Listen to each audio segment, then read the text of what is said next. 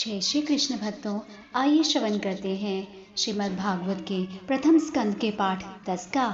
शौनक मुनि ने पूछा, जो महाराज युधिष्ठिर की वैद्य पैतृक संपत्ति को छीनना चाहते थे, उन शत्रुओं का वध करने के बाद महात्म धर्मात्मा युधिष्ठिर ने अपने भाइयों की सहायता से अपनी प्रजा पर किस प्रकार शासन चलाया। निश्चित ही वे अपने साम्राज्य का उपभोग मुक्त होकर अनियंत्रित चेतना से नहीं कर सके। सूत गोस्वामी ने कहा, विश्व के पालनकर्ता भगवान श्री कृष्ण महाराज युधिष्ठिर को उनके साम्राज्य में पुनः प्रस्थापित करके एवं क्रोध की दावाग्नि से विनिष्ट हुए कुरुवंश को पुनर्जीवित करके अत्यंत प्रसन्न हुए। भीष्मदेव तथा अच्युत भगवान श्री कृष्ण ने जो कुछ कहा था उससे प्रबुद्ध होकर महाराज युधिष्ठिर परिपूर्ण ज्ञान विषयक मामलों में व्यस्त हो गए, क्योंकि उनके सारे संदेह दूर हो चुके थे। इस प्रकार उन्होंने पृथ्वी तथा सागरों पर राज्य किया और उनके छोटे भाई उनका साथ देते रहे। महाराज युधिष्ठिर के राज्य में मनुष्य को जितना भी पानी चाहिए था, बादल उतना ही पानी बरसाते थे और पृथ्वी मनुष्यों की सारी आवश्यकताओं को पूर्ति पर्याप्त मात्रा में करती थी। दूध से भरे थनों वाली तथा प्रसन्नचित गौवें अपने दूध से चरागाही को सिक्त करती रहती थी। प्रत्येक ऋतु में नदियाँ, समुद्र, पर्वत, जंगल लताएं तथा कारगर औषधियाँ प्रचुर मात्रा में राजा को अपना अपना कर चित्ता करती थी। क्योंकि राजा का कोई शत्रु न था, अतएव सारे जीव किसी भी समय मानसिक क्लेशों, रोगों या अत्यधिक ताप या शीत से विचलित नहीं थे। श्री हरि अपने संबंधियों को सांत्वना देने तथा अपनी बहन सुभद्रा को प्रसन्न करने के लिए कुछ महीने हस्तिनापुर में रहे। तत्पश्चात जब भगवान ने प्रस्थान करने की अनुमति मांगी और राजा ने अनुमति दे दी, तो भगवान ने महाराज युधिष्ठिर के चरणों में नतमस्तक होकर प्रणाम किया और राजा ने उनको गले लगा लिया। इसके बाद अन्यों द्वारा गले मिलने एवं नमस्कृत होकर वे अपने रथ में आरूढ़ हुए। उस समय सुभद्रा, द्रौपदी, कुंती, उत्तरा, गांधारी, धृतराष्ट्र और अन्य सभी मूर्छित से हो गए, क्योंकि भगवान कृष्ण का वियोग सह पाना उन सब के लिए असंभव था। वह बुद्धिमान जिसने शुद्ध भक्ति की संगति से परमेश्वर को समझ लिया है और भौतिक कुसंगति से अपने को छुड़ा लिया है, वह भगवान के यश को सुनने से चुकेगा नहीं। उसने चाहे उसके विषय में कितनी बार ही क्यों न सुना हो, तो भला पांडव उनके वियोग को कैसे सह पाते, क्योंकि वे उनसे घनिष्ठता पूर्वक संबंधित थे। वे उन्हें साक्षात अपने समक्ष देखते थे, उनका स्पर्श करते थे, उनसे बातें करते थे और उन्हीं के पास सोते, उठते, बैठते तथा भोजन करते थे। उन सबके हृदय उनके आकर्षण रूपी पात्र में द्रवित हो रहे थे। वे उन्हें अपलक नेत्रों से देख रहे थे और व्यग्रता से इधर उधर मचल रहे थे। सके संबंधी स्त्रियां, जिनके नेत्रों से कृष्ण के लिए व्याकुलतावश अश्रुधारा निकल रही थी, महल से बाहर आ गई। वे बड़ी मुश्किल से अपने आंसू रोक पाई। उन्हें भय था कि प्रस्थान के अवसर पर आंसुओं से अपशुकन न हो जाए। हस्तिनापुर के राजमहल से भगवान के प्रस्थान करने के समय उनके सम्मान में विभिन्न प्रकार के ढोल, मृदंग, नगाड़े एवं तरह तरह की वंशियां, वीणा, गोमुख और भेरियां एक साथ बज उठे। भगवान को देखने की प्रेममयी इच्छा से कुरुओं की राजवंशी स्त्रियां राजमहल की छत पर चढ़ गई और स्नेह तथा लज्जा से युक्त हंसती हुई भगवान पर पुष्पों की वर्षा करने लगी। उस समय महान योद्धा तथा निद्रा को जीतने वाले अर्जुन ने, जो परम प्रिय भगवान के घनिष्ठ मित्र थे, एक छाता ले लिया, जिसका हत्था रत्नों का था और जिसमें मोतियों की झालर लगी थी। उद्धव तथा सात्विक अलंकृत पंखों से भगवान पर पंखा झलने लगे और मधु के स्वामी श्री कृष्ण ने बिखरे हुए पुष्पों पर आसीन होकर उन्हें मार्ग पर चलने के लिए आदेश दिया। जहाँ तहाँ यह सुनाई पड़ रहा था कि श्री कृष्ण को दिए गए आशीर्वाद न तो उनके उपयुक्त हैं न अनुपयुक्त हैं, क्योंकि वे सब उन परम पुरुष के लिए थे जो इस समय मनुष्य की भूमिका निभा रहे थे। चुने हुए छंदों से जिसकी स्तुति की जाती है, ऐसे भगवान के दिव्य गुणों के विचार में डूबी हस्तिनापुर के सभी घरों की छतों पर चढ़ी हुई स्त्रियां उनके विषय में बातें करने लगी।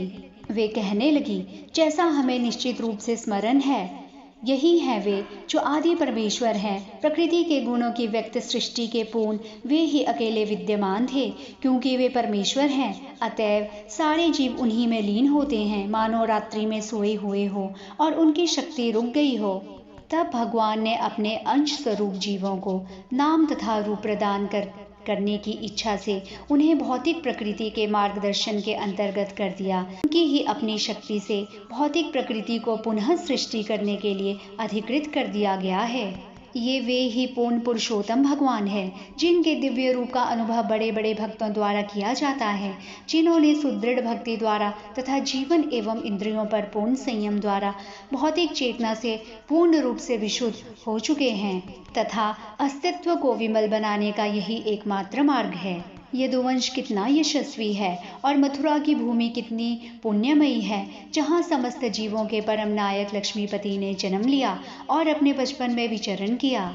यह कितना आश्चर्यजनक है कि द्वारका ने स्वर्ग के यश को पिछाड़कर पृथ्वी की प्रसिद्धि को बढ़ाया। द्वारका के निवासी उनके प्रिय स्वरूप में समस्त जीवों के आत्मा श्री कृष्ण का सदैव दर्शन करते हैं। भगवान उन पर दृष्टिपात करते हैं और अपनी मुस्कान भरी चितवन से उन्हें कृतार्थ करते हैं। स्त्रियां कहने लगी, उनकी पत्नियों के विषय में सोचो जिनके साथ उनका पानी ग्रहण हुआ है। उन्होंने एक ऐसा व्रत, स्नान, यज्ञ तथा ब्रह्मांड के स्वामी की सम्यक पूजा की होगी जिससे वे सब उनके अधरामृत का निरंतर आस्वादन कर रही हैं। व्रज भूमि की बालाएं ऐसी कृपा की कल्पना से ही प्रायः मूर्छित हो जाती होंगी।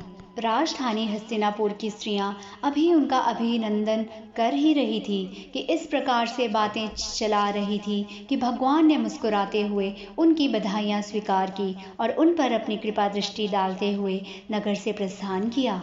यद्यपि महाराज युधिष्ठिर का कोई शत्रु न था, तो भी उन्होंने असुरों के शत्रु भगवान श्री कृष्ण के साथ जाने के लिए चतुरंगिनी सेना लगा दी। शत्रु से बचाव और भगवान से स्नेह के कारण महाराज ने ऐसा किया।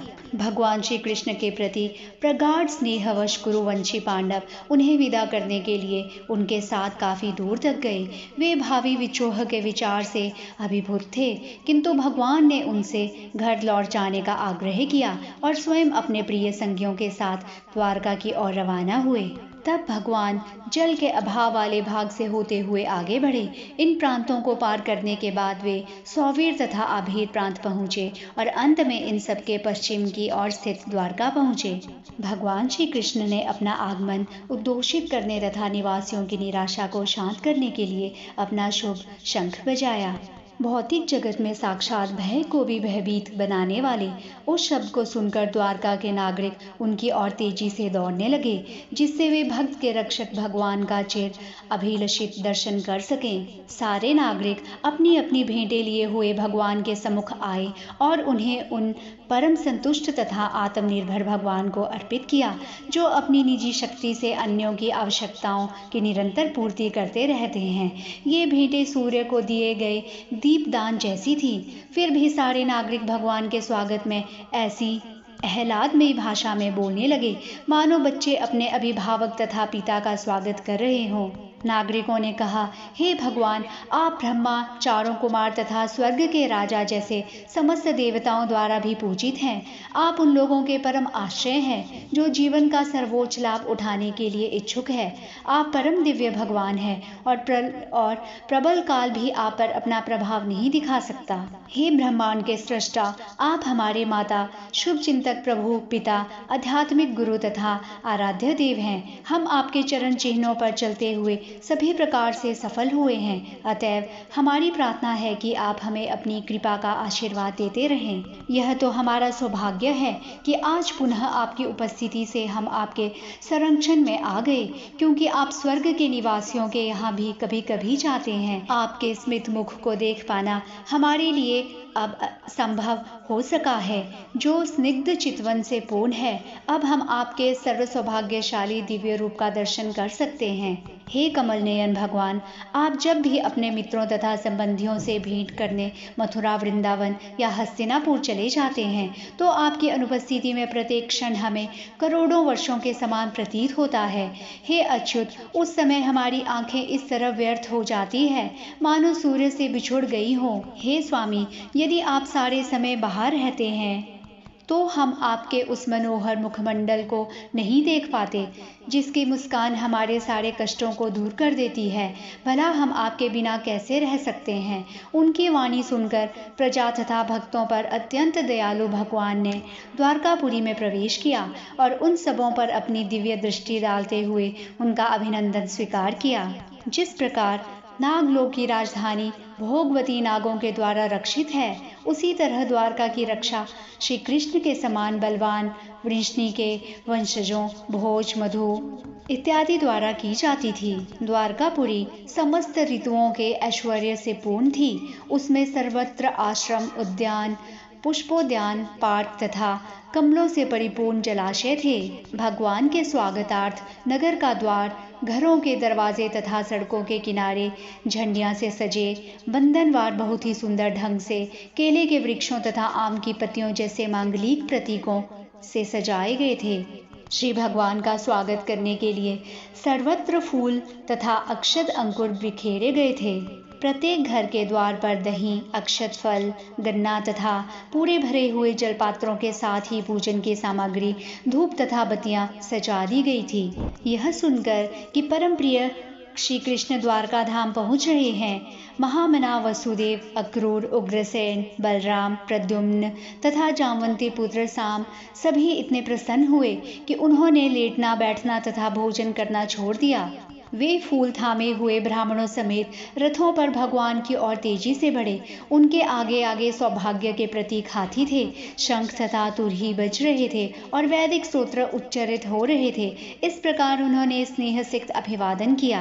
भगवान श्री कृष्ण उनके निकट गए और उन्होंने अपने समस्त मित्रों, संबंधियों, नागरिकों तथा उन समस्त लोगों को जो उन्हें लेने तथा स्वागत करने के लिए आए थे, यथा योग्य सम्मान तथा आदर प्रदान किया। द्वारकावासी समस्त सौंदर्य के आगार अच्युत भगवान को नित्य निहारने के अभ्यस्त थे, फिर भी वे कभी तृप्त नहीं होते थे। भगवान का वक्षस्थल लक्ष्मी देवी का निवास स्थल है।